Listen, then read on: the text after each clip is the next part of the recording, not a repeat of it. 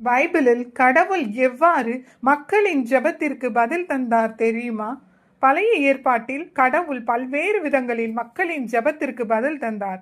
முதலாவது ஆபிரகாமின் ஜெபம். ஆபிரகாம் எனக்கு பின் மகன் இல்லையே என மிகவும் கவலைப்பட்டார். கடவுளிடம் ஜெபித்தார். என் தலைவராகிய ஆண்டவரே, எனக்கு என்னதான் தருவீர்? எனக்கோ குழந்தை இல்லை என கடவுளிடம் எனக்கு குழந்தை தாருங்கள் என்பதை ஆண்டவரே எனக்கு என்னதான் தருவீர் என கேட்கிறார். நீர் எனக்கு குழந்தை தராததால் என் வீட்டு அடிமை மகன் எனக்கு பின் உரிமையாளன் ஆகப் போகிறார் என்றார். அதற்கு ஆண்டவர், இவன் உனக்கு பின் உரிமையாளன் ஆக மாட்டான், உனக்கு பிறப்பவனே உனக்கு பின் உரிமையாளன் ஆவான் என்று ஆண்டவர் கூறினார். இவ்வாறு ஆண்டவர் ஆபிரகாமின் ஜெபத்திற்கு பதில் தந்தார். மேலும் அன்னாவின் ஜெபம். அன்னாவுக்கு குழந்தை இல்லாததால் அன்னா ஆண்டவர் முன் கண்ணீரோடு ஜெபித்தாள்.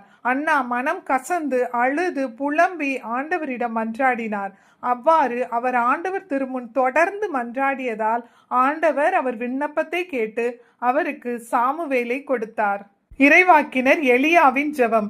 இறைவாக்கினர் எலியா ஆகாபு அரசனிடம், நான் பணியும் இஸ்ராயலின் கடவுளான வாழும் ஆண்டவரே, என் வாக்கினால் அன்றி வரும் ஆண்டுகளில் பனியோ மழையோ பெய்யாது என்றார்.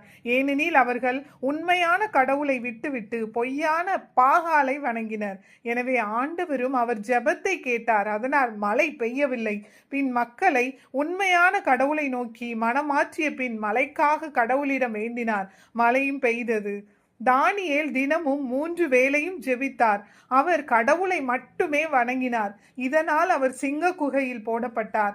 அங்கே ஆண்டவர் தானியேலின் ஜெபத்தை கேட்டு சிங்கங்களின் வாய்களை கட்டி போட்டார். தானியேலுக்கு ஒரு தீங்கும் நேராதபடி பாதுகாத்தார். ஜெபத்திற்கு மிகுந்த வல்லமை உண்டு. உண்மையோடும் நம்பிக்கையோடும் நீதியோடும் தாழ்ச்சியோடும் செய்யப்படும் ஜெபங்களை ஆண்டவர் கேட்கிறார்.